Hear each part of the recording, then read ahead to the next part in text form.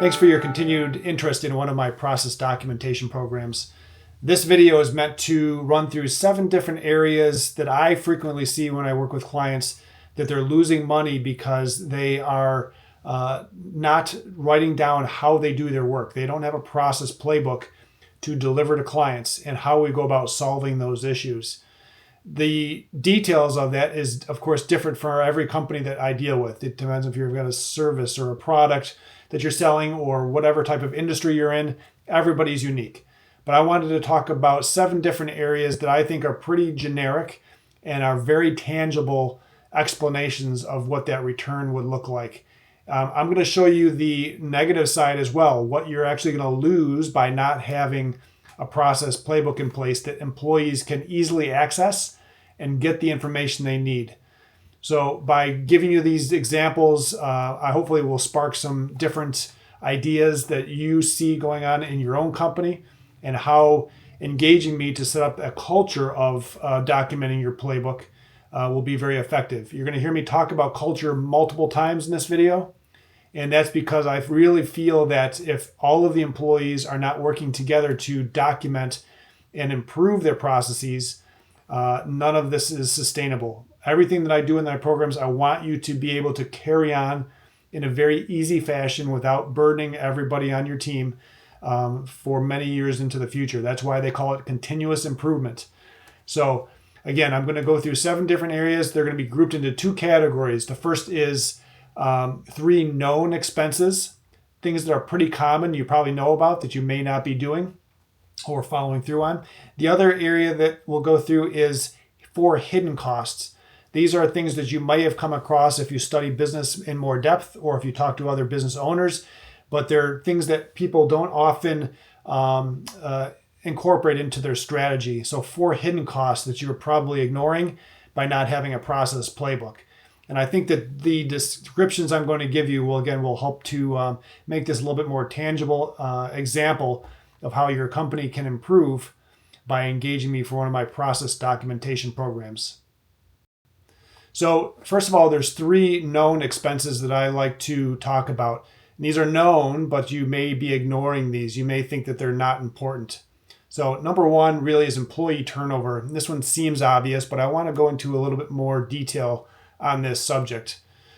This is also called your churn rate. And this is really the percentage of employees that you're going to lose over any given year. And this can be a kind of a sleeper that you know about, but you just think it's part of doing business these days, especially post-COVID.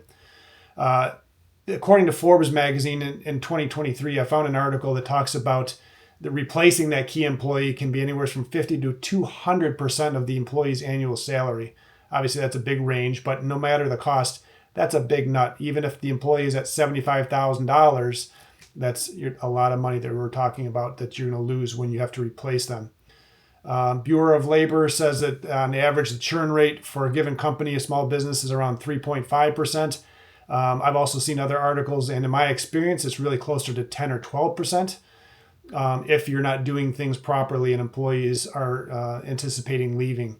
So what does that mean? If you have 100 employees and you lose 10 to 12%, I mean, you could be losing 10 employees for the year. That's a lot. Think about having to hire and retrain 10 staff members for your small 100-person business. If you're even smaller and you've got 50 employees, again, 5 employees would be a significant amount of churn for you. So if your churn rate is closer to 20%, you've got a problem and you need to really address it ASAP. So focusing further on this, I want to go into a little bit more of the details about what does it actually take to replace an employee.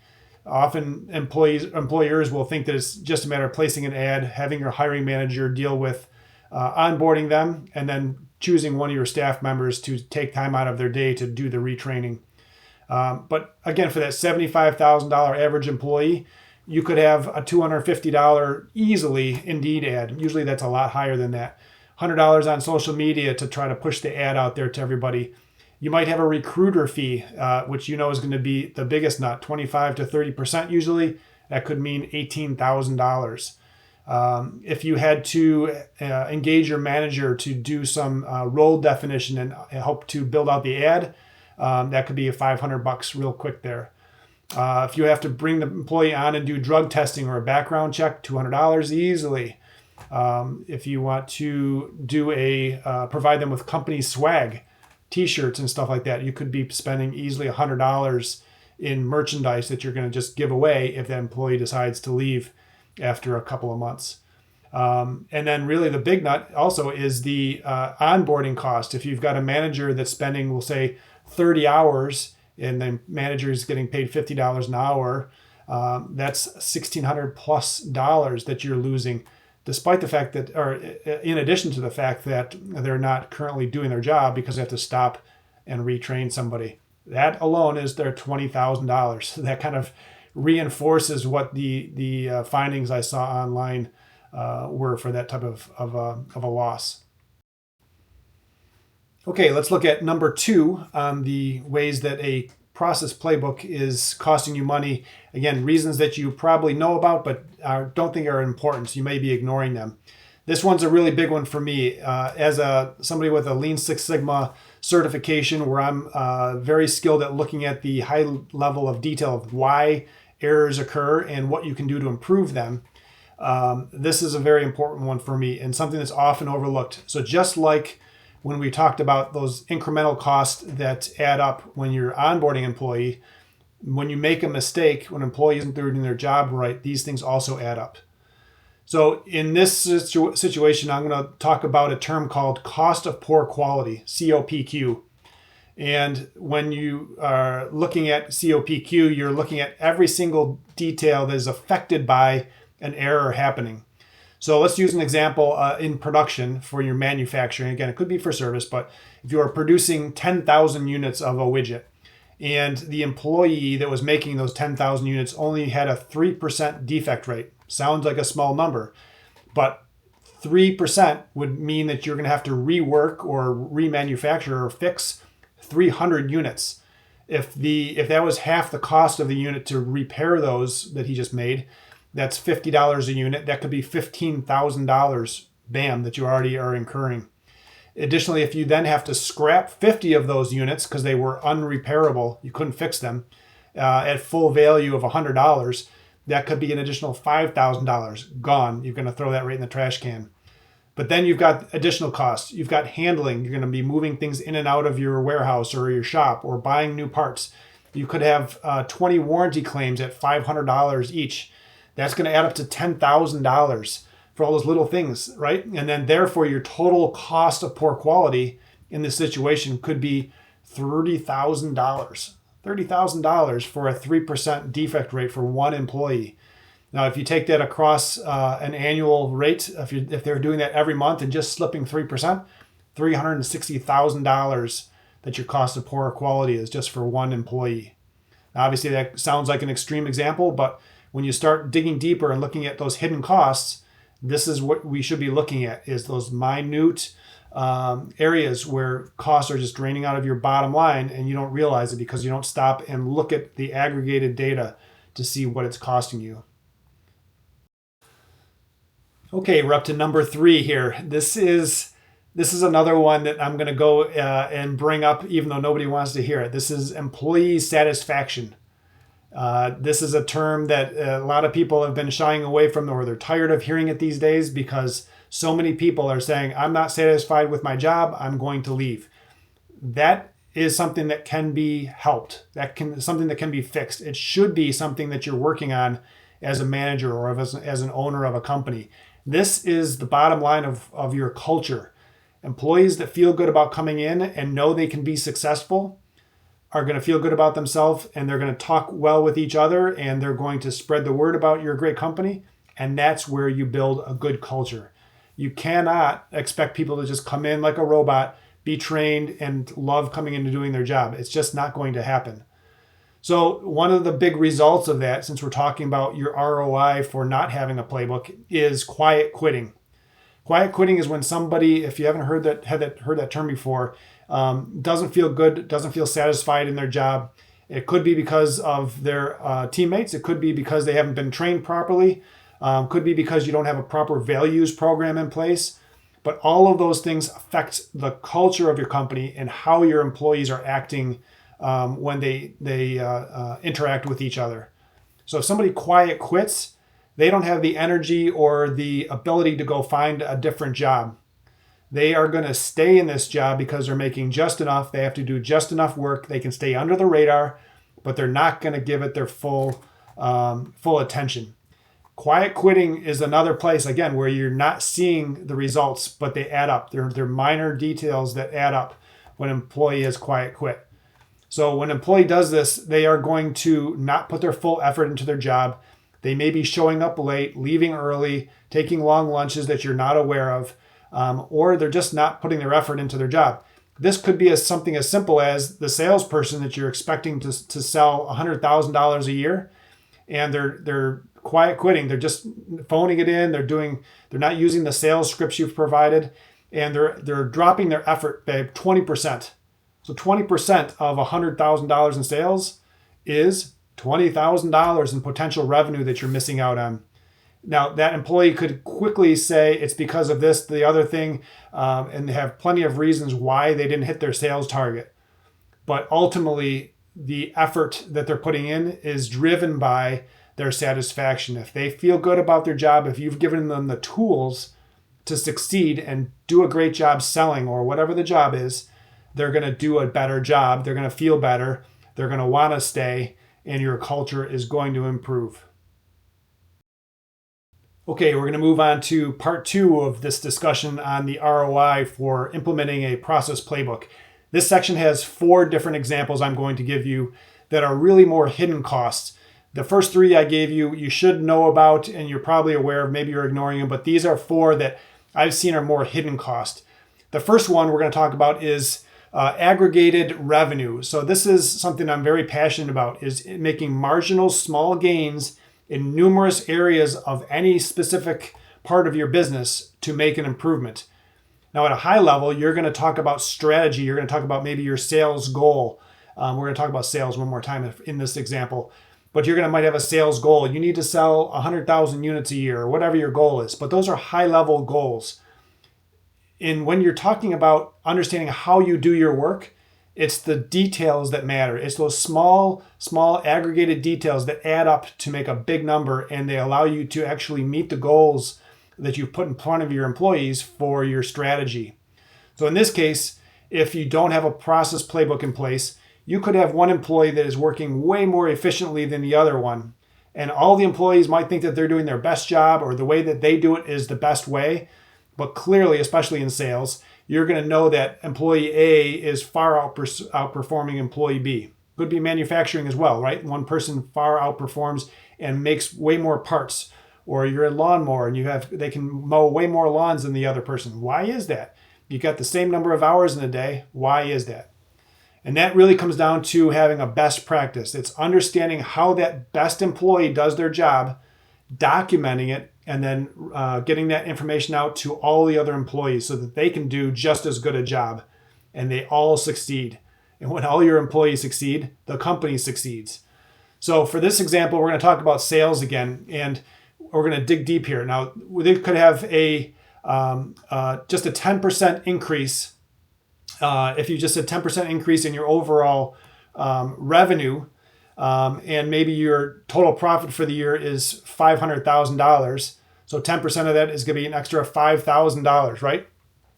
But when you look at the aggregated details and you do it 10% increase in performance across numerous lines of ways you can improve in that sales process of selling, that's when you see all these gains come into play.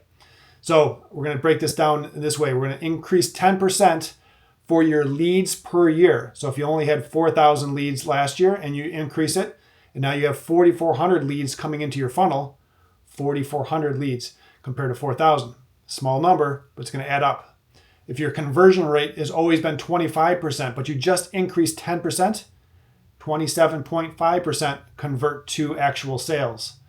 Your number of customers, maybe you only have 1,000 customers. You increase that by 10%, 1,210 customers that you move up to. Again, small number.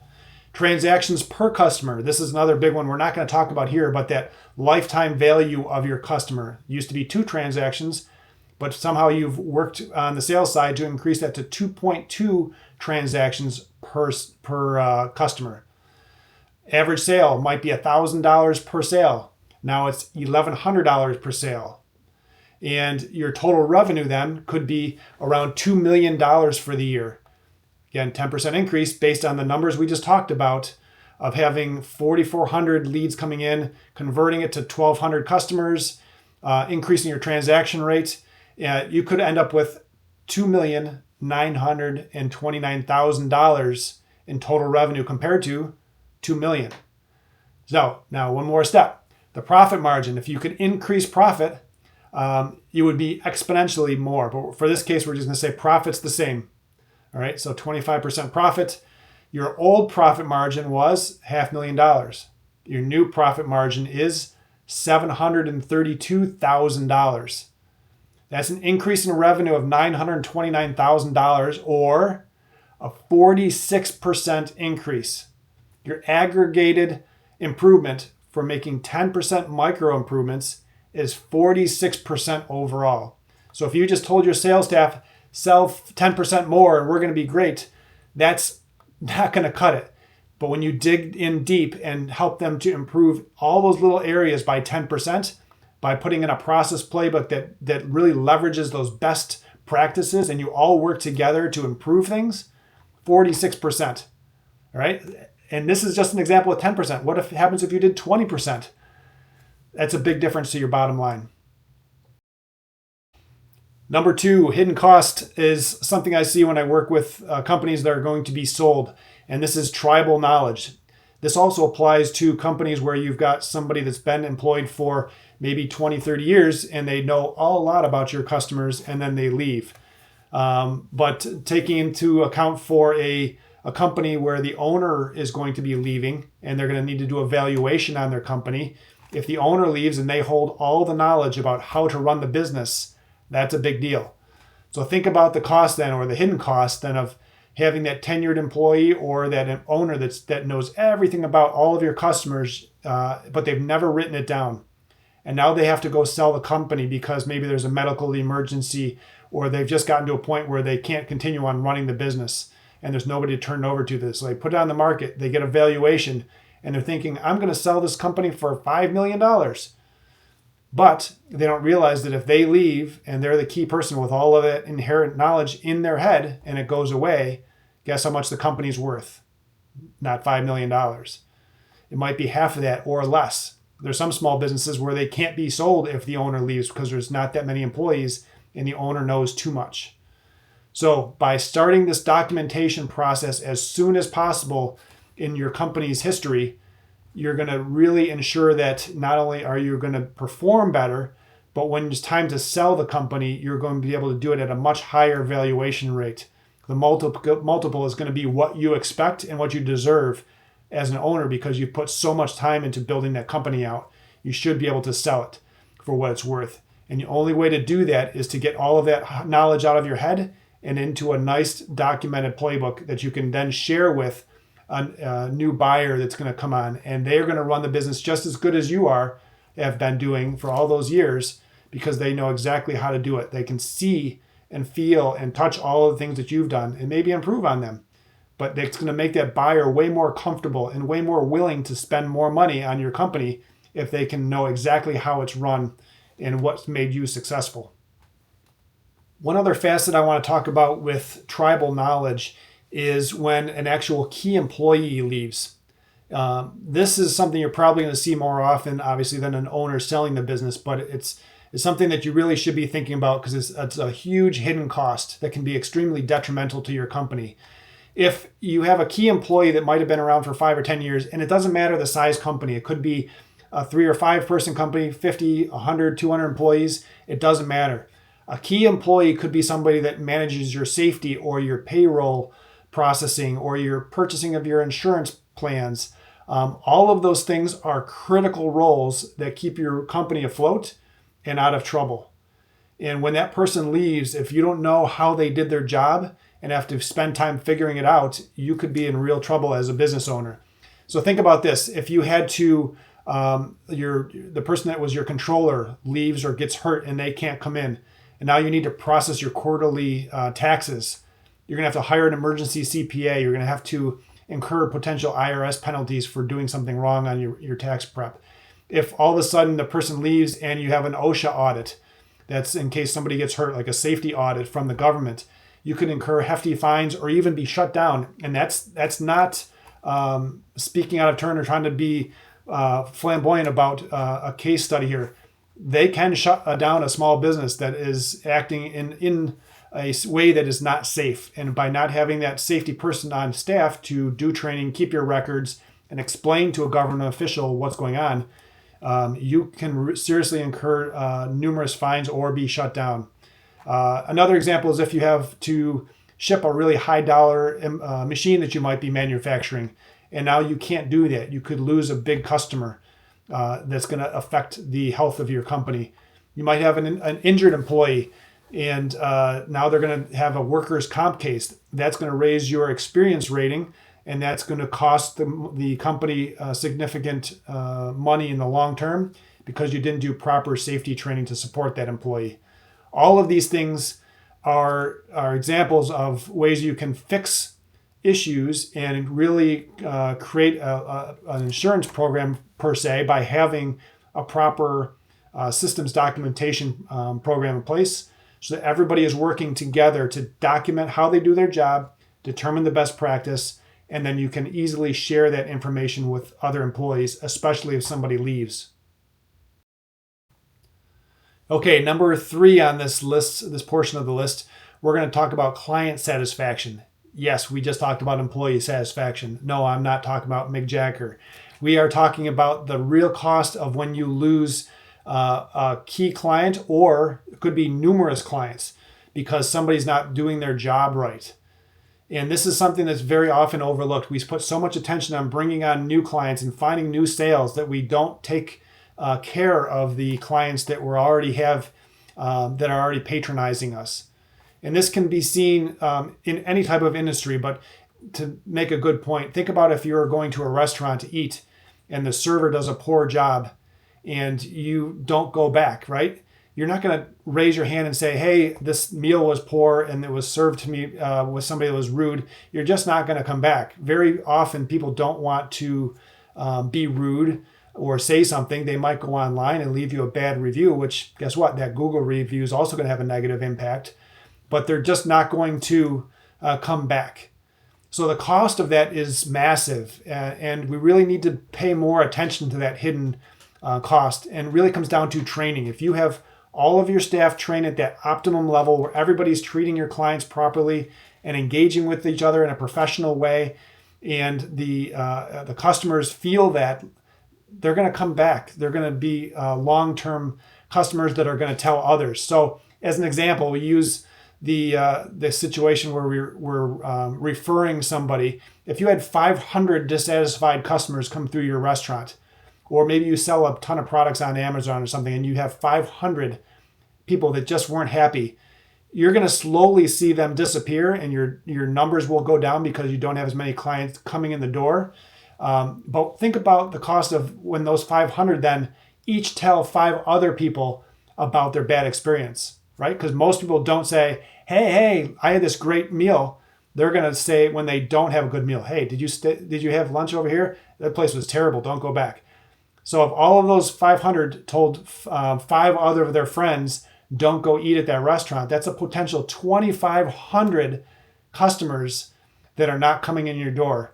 That could be a potential loss of $250,000 quickly across your annual revenue if each customer was contributing like $1,000 to your store every year. Right? That's a lot of money. Think about the exponential cost again of not just poor quality where something's made wrong, but the effect on your clients, and how they aren't going to say anything likely to you unless you're in a type of industry where they have to report back to you on when things go wrong.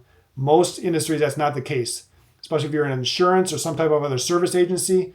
They're going to just find somebody else and be down the road. You can't afford not to be training people at a high level so that everybody's engaging your clients professionally. All right, we're up to number 4. So kudos for you if you've stuck around this long and really want to understand the valuable ROI for having a process playbook in place.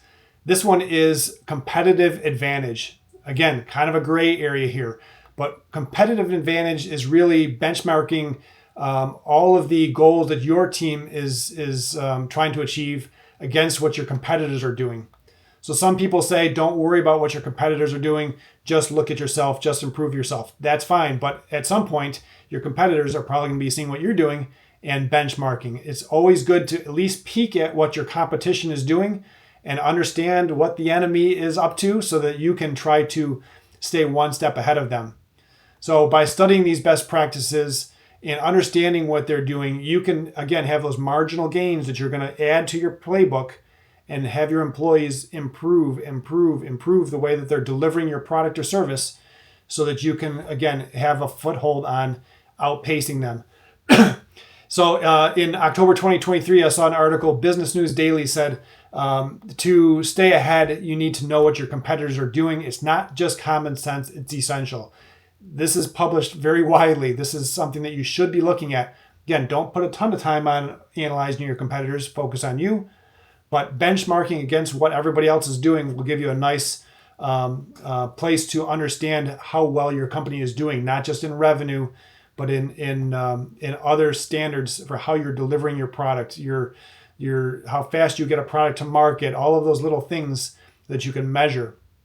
So companies really often fail to standardize these best practices, which is why they lag behind their competitors. They don't understand why. They think they're doing a great job. They think all their employees are doing the best they can, but really their competition is doing things better, right? McDonald's, I'm sure, is looking at what Burger King's doing. They're always analyzing how can we outperform them. They're writing it down. They determine the best practice and they say, hey, when you come to work at McDonald's, you're going to make this burger for this many minutes and then you're going to flip it.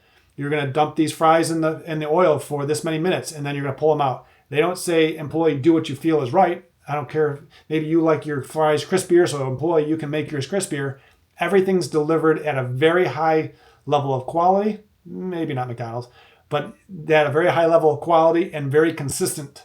The consistency is what's key. That's what brings your customers back. They have a reliable product they can expect, and they will come back for that. And it's because they've compared you to their competition, and the competition might have inconsistent delivery of product or service. You don't. So that's a big place where you can have a competitive advantage.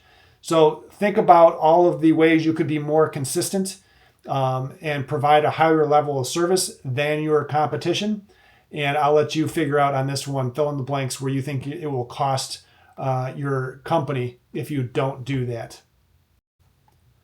So again, thank you for tuning in. I appreciate you looking at and listening to all of the different examples that I've got here on ways that you can save money and get a bigger return on investment for implementing one of my process documentation programs. Again, this is not something that you should take lightly. This is a big change that your company is going to go through, but my programs make it easy. I ensure that everybody is going to feel that this is not something that's a big new burden for them to do.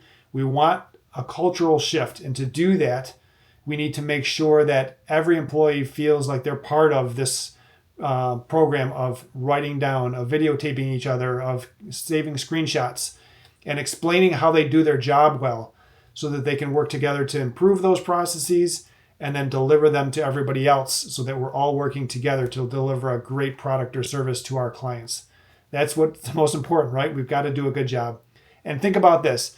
One last thought is that every single problem in your company that you're facing can be solved with a improved process documentation program. I'm not overstating that, but think about any problem you have.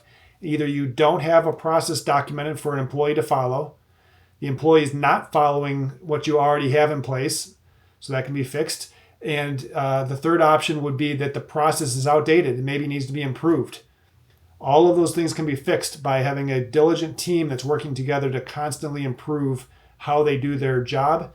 And they're doing that best by writing it down and understanding how they do their job. So reach out to me. I'd love to talk more about process documentation. That's my favorite thing to talk about. And we can talk also about how we can implement a successful program at your company so that you can grow and or potentially sell the business, bring on new team members, or take on a new location. All of those are great situations for beginning the cultural shift of documenting your processes. Thanks very much.